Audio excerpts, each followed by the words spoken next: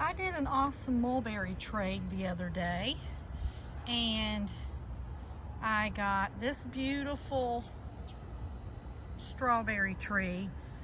Mine just don't make it through the freezes, but they're still worth having because they grow so fast. They're so delicious. I love them. They do taste like cotton candy to me. And when I used to have chickens, I'm not kidding, they would jump 4 feet off the ground to eat the berries. They loved them. And then I got these beautiful mango seedlings called Sundrop. So very excited about those.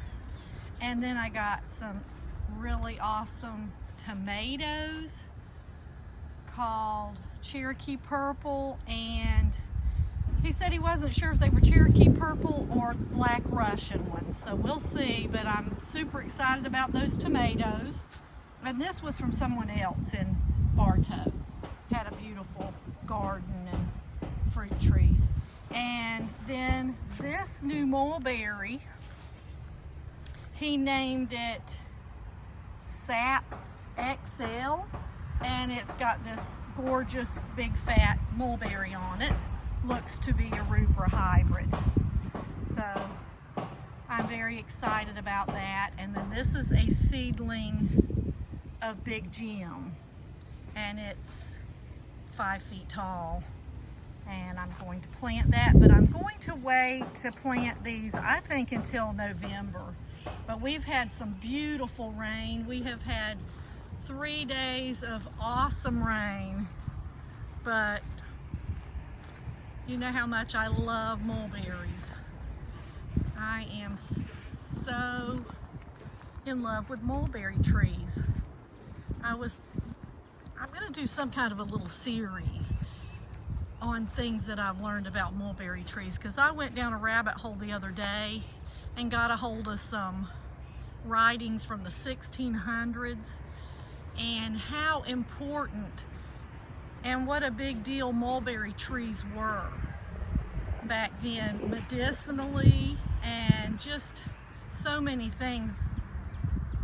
One of them, which is kind of weird, one of them said that they used the bark of the Morus nigra tree, I believe it was. So I don't know if it would be any mulberries, but it was Morus nigra in particular, I believe. And they used that bark to get rid of tapeworms. Is that crazy? So many things, many uses for the mulberry tree. And it is considered, at least back then, and I still consider it, I think it was one of the top 4 most important trees. So how cool is that? And I would have to agree with them. I love mulberries. I love them so much. And I love getting the old Florida trees, so even if they are just about the same, you know, seedlings from different places, I still think they're so cool because there are old Florida trees. Now, you might not call them native because they have mixed with something, but I mean, when they're 100-year-old trees, I call them native. So if they're not really natives, just our old Florida trees, I love these old red Morus Rubra hybrids. They have gone through so much in Florida, and they still keep ticking, and they seem to be so drought tolerant and nematode resistant and delicious. Just, you really, now see, the Morus nigra, they are delicious, but I find that the Morus Rubra hybrids are just as delicious.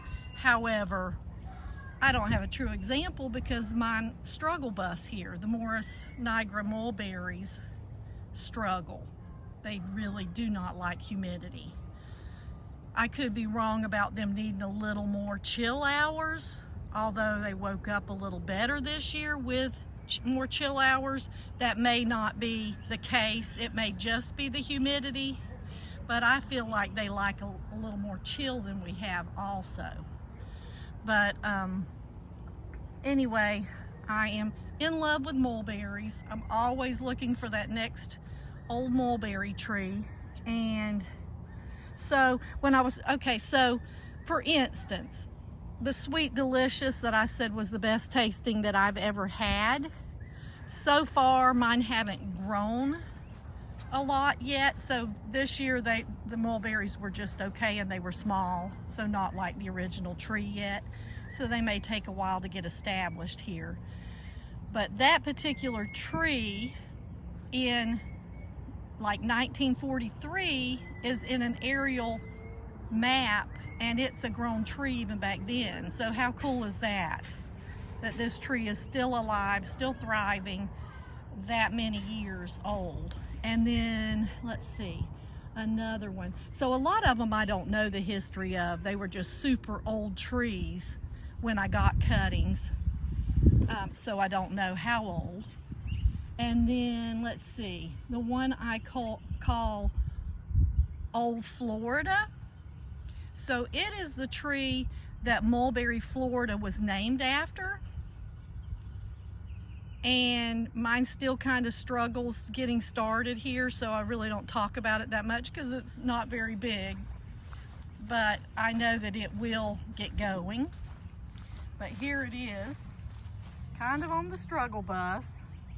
But this old rubra, so in the 1800s, Mulberry, before it was incorporated, that is where they got their mail. They met there at that old tree, and they waited for the mail, and if they weren't there when the mail came, they would put the mail in the tree. And so once the town was incorporated, that big old mulberry tree was so important to them, they named the town Mulberry. So when that tree was dying, and I can't remember now when they did get cuttings and how old the clone is. So they got cuttings from that tree, and so they have the exact clone at their depot, their museum in Mulberry. And so I don't believe that it is the same as Tice. I believe it's a seedling, a Morus Rubra seedling, but I do not believe they're identical. And so that's a really cool tree to have from Florida history. So I just love to get all the different old Florida mulberries. They're so delicious. Yes, a lot of them are very, very similar, but it's just neat to have them from all over the different places that have survived these wonderful seedling old Florida trees. And so I'm going to start writing stuff down that I've learned from history of these different mulberries and share with you about them, because they are so cool. Just absolutely amazing. And this one is just turning out to be so beautiful. This is what I got on Old Lakeland Road in Dade City. But this is a beautiful tree, and the fruit is delicious. So this year though, so it was weird because this fruited again last year in the fall. I don't know if you remember, but very unusual. This tree was loaded with fruit, and I don't think I have another Morus Rubra hybrid that fruits twice. And so we'll see if that was a fluke thing or if it does fruit again. But this year, the mulberries were, our weather was different. We had unusual cool for a long time, like way later than normal. So a lot of the mulberries really did not have their flavor that they normally have. They just didn't have that sweet. So this one in particular was, if I had tasted this flavor like in a store or in a product, I would swear that it was artificial. It was intense, tart, mixed up, like stirred and mixed with sweet. I mean, it wasn't tart and then afterwards sweet. It was all intense mixed together. I just can't explain it, but very delicious mulberry. But last year it didn't taste like that. In the fall, it was just a sweet, it tasted more like your normal Morus Rubra with the sweet and tart, you know, if that makes sense.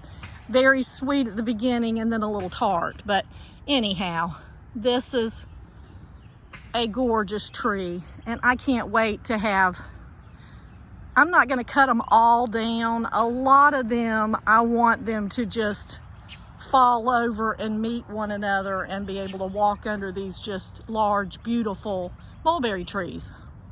Yep, I am definitely a mulberry addict. Absolutely love them. But anyway, I hope you love them too, and I hope that seeing my videos, if you don't have